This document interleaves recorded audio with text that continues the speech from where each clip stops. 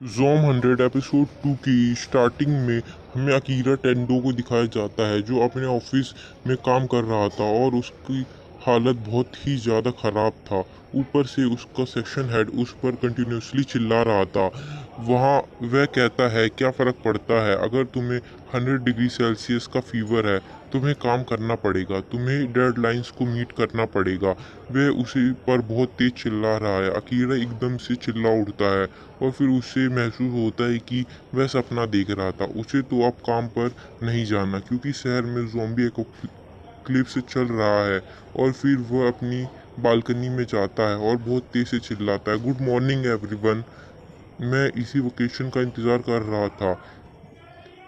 मैंने 3 साल से लगातार बहुत काम किया है मगर मुझे ऐसा ही वोकेशन चाहिए था। और उसके घर के नीचे ज़ॉम्बी मंडरा रहे थे। फिर वह एकदम से अपने घर को साफ करना लगता है और काम करने के बाद कहता है, मैंने 3 साल बाद अपने घर की सफाई करी है, ये तो बहुत ज़्यादा साफ लग रहा है, मैंने अपना घर इतना साफ आज तक नहीं देखा। और फिर अपना काम करने के बाद वह अपने फ्रिज से एक जूस का कैन निकालता है और उसे पीता है और उसके बाद उसे बहुत अच्छा लगता है। वह कहता है ये तो एक होली वाटर है, भगवान का पानी है, इसकी खुशी ज़्यादा देर तक टिकती नहीं है। वह टीवी में देखता है पूरे शहर में ज़ॉम्बी तबाही मचा रहे हैं और रिपोर्टर के स्टूडियो पर भी ज़ॉम्बीज़ ने अटैक कर दिया होता है। फिर वो रिपोर्टर के ऊपर भी अटैक कर देते हैं। इसके बाद वह लाइव शो वहीं पर कट हो जाता है। गवर्नमेंट इसके बारे में कुछ बात नहीं कर रही होती है। अकीरा कहता है लेकिन मुझे लगता है ये सिचुएशन ज़्यादा देर तक सही नहीं चलने वाला, मगर मुझे इससे क्या करना, मैं तो अपने रूम में बैठा रहूँगा और जूस पीता रहूँगा।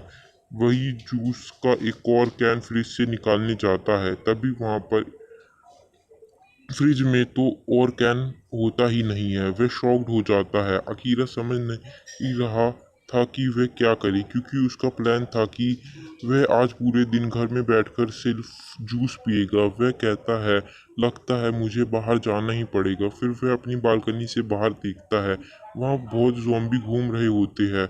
वह बाहर नहीं जाना चाहता मगर फिर वह अपने जूस की कैन की तरफ देखता है और कहता है लगता है मुझे जाना ही पड़ेगा। सीन शिफ्ट होता है। हमें कपल दिखाया जाता है जिन पर ज़ॉम्बीज़ ने अटैक कर दिया होता है। वे बहुत डरे हुए होते हैं। पुलिस को भी कांटेक्ट किया मगर कोई उनकी हेल्प के लिए नहीं आया। उनको लग रहा था यही उनका आखिरी दिन है। इवन जो लेडी होती है वो एकदम से रोनी सी लगती है। जो आदमी था वो हेल्पलेस हो जाता है और वो बालकनी में जाता है। तभी वहाँ पे वो अकीरा को देखता है जो पाइप पे लटका हुआ था। और फिर वो दोनों एक दूसरे को देखकर एकदम से डर जाते हैं। मगर तभी अकीरा कहता है डरो मत, मैं एक इंसान हूँ और मैं यहीं इसी कॉलोनी में रहता हूँ। मैं अभी यहाँ से उतर रहा हूँ क्योंकि सीढ़ी में बहुत सारे ज़ॉम्बी है। वो दूसरा आदमी कहता है मेरा नाम कोसाका है, तुम इधर आ जाओ, यहाँ हम सेफ है। अकीला कहता है नहीं नहीं, मुझे किसी काम के लिए सुपरमार्केट जाना है, क्या तुम्हें भी कोई सामान मंगाना है। और फिर जो कोसाका था वो भी उसे कुछ सामान लाने के लिए बोल देता है। फिर वो अकीला नीचे उतर जाता है और ज़ोंबियों के बीच से एकदम से साइकिल से निकल जाता है। जो अकीला था उसके लिए अभी जूस सबसे ज़्यादा मायने रखता था। वो एकदम से ज़ोंबियों के बीच से निकल जाता है। सारे ज़ोंबी उसके पीछे पड़ जाते हैं लेकिन जो अकीरा था वो बिल्कुल डिटरमाइंड था और फिर वो कन्वीनियंस स्टोर पहुंच जाता है। मगर वो बड़ी मुश्किल से गेट खोल के अंदर चला जाता है मगर उसे एक कैमरा नोटिस कर लेता है। वो अंदर जाते जाते गाना गाता है, मुझे तो जूस मिलेगा मिलेगा। तभी वो वहाँ पर देखता है कि वह अंदर में एक लड़की पानी पी रही है और वो उस लड़की को देखकर शॉक्ड हो जाता है। अकीरा उस लड़की के पास जाकर उससे बात करने की कोशिश करता है और साथ ही में अपने बकेट को जूस से भरता है। लेकिन वो जो लड़की थी वो बिल्कुल चुपचाप खड़ी होती है और फिर वो लड़की एकदम से वहाँ से निकलने लगती है। तभी अकीरा कहता है क्या हम लोग कॉन्टैक्ट इन्फॉर्मेशन एक्सचेंज कर सकते हैं क्या, क्योंकि अभी ज़्यादा इंसान बचे भी नहीं है। तभी वो लड़की उसकी तरफ देखती है और बोलती है तुम कुछ जूसेस की वजह से अपना लाइफ खतरे में डाले हो। वो अपने स्क्रीन में अपने साइकिल में बाहर लगे कैमरे की वजह से बाहर देखती है। वहाँ पर एक ट्रक आ रहा होता है और साथ में बहुत सारे ज़ोंबीज भी स्टोर के अंदर आ रहे होते हैं। और फिर वो लड़की अकीरा से कहती है, तुम बहुत ही केयरलेस हो, इसलिए मैं तुम्हें अपना नंबर नहीं दे सकती। तभी वो सारे ज़ोंबीज उस लड़की के सामने आ जाते हैं। अकीरा उसको बचाने के लिए उसके सामने आ जाता है, मगर तभी वो लड़की अकीरा को पीछे खींच देती है और तभी डिपार्टमेंटल स्टोर के अंदर ट्रक आ जाती है जो उन सभी ज़ोंबीज को कुचल देती है। ये सब देख के अकीरा कुछ समझ ही नहीं पाता है, और जब उसको कुछ समझ में आता है तब तक वो लड़की अपने साइकिल पे बैठ के वहाँ से निकल चुकी होती है। और वहीं पर आकिरा की साइकिल पूरी तरीके से टूट चुकी होती है।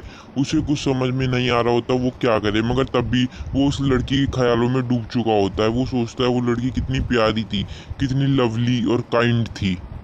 तभी एक साइड से एक और ज़ोंबी आ जाता है। ये देखकर अकीरा की फट जाती है और वो वहाँ से भागने लगता है। तभी उसको एक स्कूटी दिखती है और फिर वो स्कूटी लेकर भाग जाता है। वो कहता है ये तो साइकिल से तो अच्छी है, मगर तभी उसको एक बाइक दिखती है और फिर वो स्विच कर लेता है और कहता है ये तो सबसे अच्छी है। और उसके बाद वो उस बाइक से अपने घर पहुंच जाता है और फिर वो उसी पाइप की मदद से अपनी बालकनी की तरफ क्लाइम करने लगता है और कोसाकी की बालकनी के सामने आकर कहता है, हे मिस्टर कोसाका, मैं आपके लिए सामान ले आया हूँ। तभी वो देखता है कि कोसाका का रूम एकदम तहस नहस हो चुका था।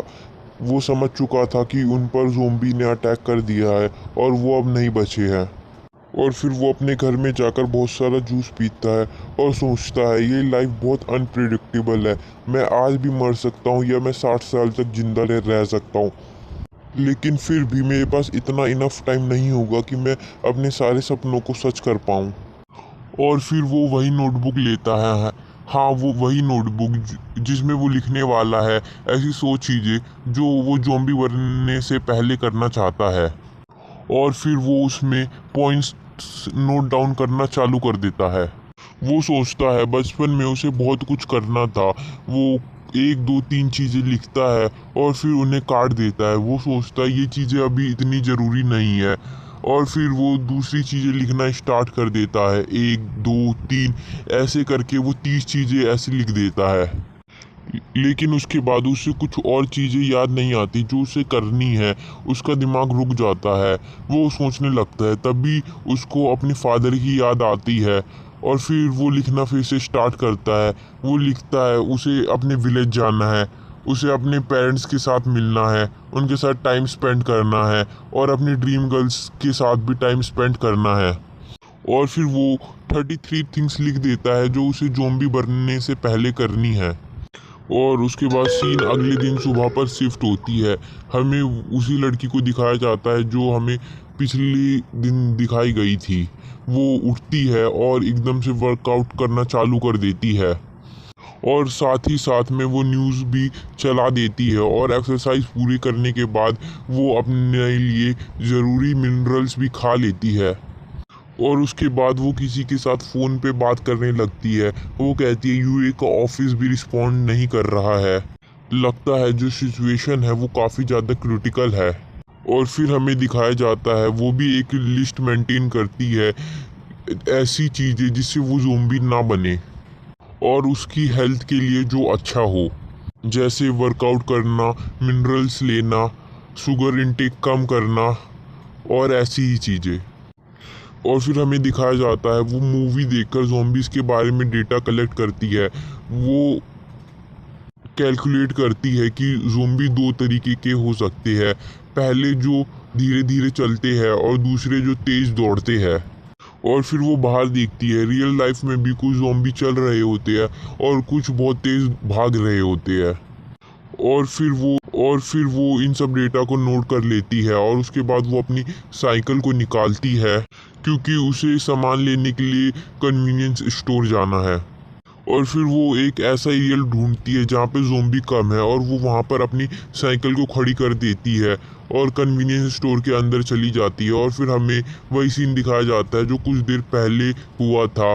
वहाँ पर अकीरा नाचते नाचते हुए आता है। वो कहती है कोई इंसान एक जूस के लिए अपनी जान को रिस्क पे भी लगा सकता है। लेकिन वो अपने कैमरे से ये पता लगा लेती है कि उसके पीछे बहुत सारे ज़ॉम्बीज़ भी अंदर आ रहे हैं।